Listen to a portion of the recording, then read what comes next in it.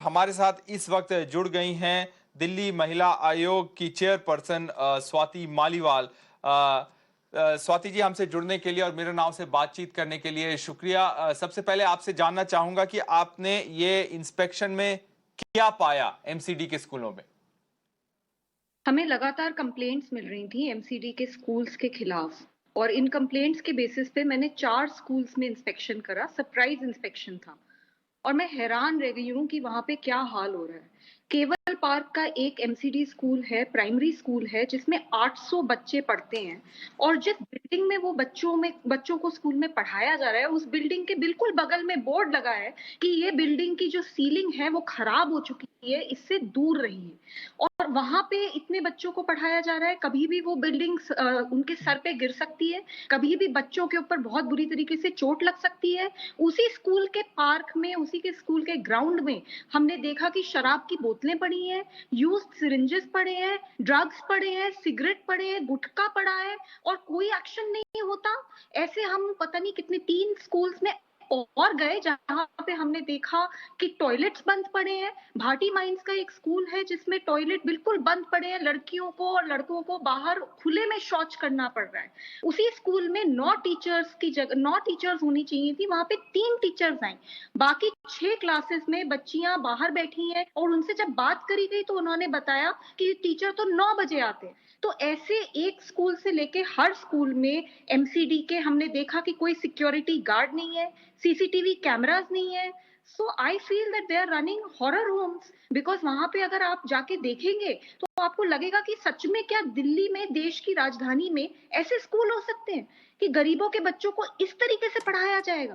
So it is very shameful and हमने notice करा है एमसीडी कमिश्नर को। 1 हफ्ते में मैंने रिपोर्ट मांगी है क्योंकि इन केसेस में एफआईआर भी होनी चाहिए और सख्त से सख्त कार्यवाही होनी चाहिए जिससे कि इन बच्चों का भविष्य सुरक्षित किया जा सके। स्वाति जी, आपने वहां जब आप स्कूलों में गई, आपने प्रिंसिपल, टीचर्स, अथॉरिटी से बात करी, उन्होंने क्या बोला इस बारे में। सबकी एक ही बात कहने की है कि अगर एमसीडी सिक्योरिटी गार्ड ही नहीं देगा स्कूल में तो बताइए कि कैसे काम होंगे। हम अरुणा पार्क के एमसीडी स्कूल में गए और वहां पे मतलब वो जो दोनों टीचर है, प्रिंसिपल है, वो सारे सिक्योरिटी गार्ड का काम करते हैं क्योंकि वहां आसपास जो भी लोग स्मैक लेते हैं, ड्रग्स लेते हैं, वो स्कूल्स में घुस जाते हैं। क्योंकि गेट खुला रहता है, गार्ड है नहीं, तो वो आराम से घुस जाते हैं और उसके बाद धमकी देते हैं, चाकू निकालते हैं। अभी कुछ दिन पहले वहां पे चोरी हुई।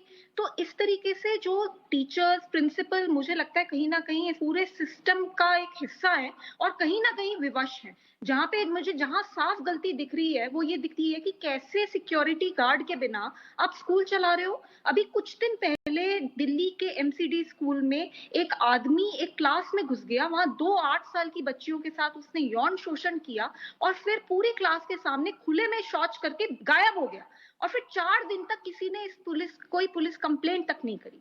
तो ये एमसीडी का हाल चल रहा है। बच्चों का जो सुरक्षा है वो सच में एक बहुत बड़ा कंसर्न है एमसीडी स्कूल्स में and Delhi commission for women is taking action in the matter. Swati ji, आप किस तरीके का एक्शन चाहती हैं इसमें, क्योंकि स्कूल अगर बंद हो जाते हैं, ये तो वो बच्चे जो हैं जो शिक्षा पा रहे हैं वहां पर, वो कहाँ जाएंगे। तो किस तरीके का एक्शन हो सकता है इसमें कि ये सिचुएशन इंप्रूव भी हो जाए और स्कूल बंद भी ना हो। जी, मैं बिल्कुल भी नहीं चाहती स्कूल बंद हो क्योंकि वो बच्चे हैं, वो और कहाँ जाएंगे। मकसद ये नहीं है कि स्कूल बंद हो जाए, मकसद ये है कि जो स्कूल चलाए जा रहे हैं, जो पैसा खर्च करा जा रहा है सरकार द्वारा, वो सही तरीके से इस्तेमाल हो और स्कूल ठीक करे जाए। मुझे एक बात बताइए, आपने स्कूल खोल दी, बिल्डिंग खोल दी, टीचर बिठा दी, बच्चे दे दिए और अगर सिक्योरिटी गार्ड ही नहीं दिया तो कैसे उन बच्चों की सुरक्षा निश्चित की जाएगी। पूरी दिल्ली में चप्पे चप्पे पे सीसीटीवी कैमरा लगे हुए हैं और एमसीडी ने अपने ही स्कूल्स में कोई सीसीटीवी कैमरा नहीं लगा रखा। टॉयलेट बना हुआ है तो पैसे की क्या जरूरत है, पानी का कनेक्शन करवाओ, टॉयलेट को शुरुआत करवाओ। वो टॉयलेट पे अगर आप 9 बजे तक लॉक लगा के रखोगे तो उसको तो कैसे ठीक कराया जा सकता है। उसको तो आपको बदलाव तो करना पड़ेगा। There has to be a strong monitoring and proper resources have to be provided, तभी जाके तो बदलाव होगा। तो मैं तो बिल्कुल चाहती हूँ कि एमसीडी के जो अफसर हैं उनके ऊपर एक्शन हो और वो हरकत में आए और जल्द से जल्द इन जगहों को सुधारें, ना कि बंद करें। स्वाति जी, कुछ लोग कहेंगे कि ये सरप्राइज इंस्पेक्शन करके बीजेपी रूल्ड एमसीडी को टारगेट करने की कोशिश कर रही हैं। आपका क्या जवाब होगा उस पे? मुझे लगता है कि लोगों के पास बहुत खाली समय है, लोग बहुत सारी बातें करते हैं, पर मैं ये मानती हूँ कि छोटे बच्चे, उनके भविष्य के साथ किसी को भी खिलवाड़ करने का कोई राइट नहीं है। दिल्ली महिला आयोग को कंप्लेंट्स मिली हैं, उन कंप्लेंट्स के बेसिस पे मैंने इंस्पेक्शन करा है एंड जो मैंने देखा है, वो सच में मेरी सोच के परे है। मैं सोच नहीं सकती कि दिल्ली देश की राजधानी में इस तरीके से बच्चों को ट्रीट किया जा रहा है। तो जो मेरा काम है मैं वो ज़रूर करूँगी, बाकी जिसको सोचना है वो जो सोचना चाहता है वो उसके लिए आज़ाद है।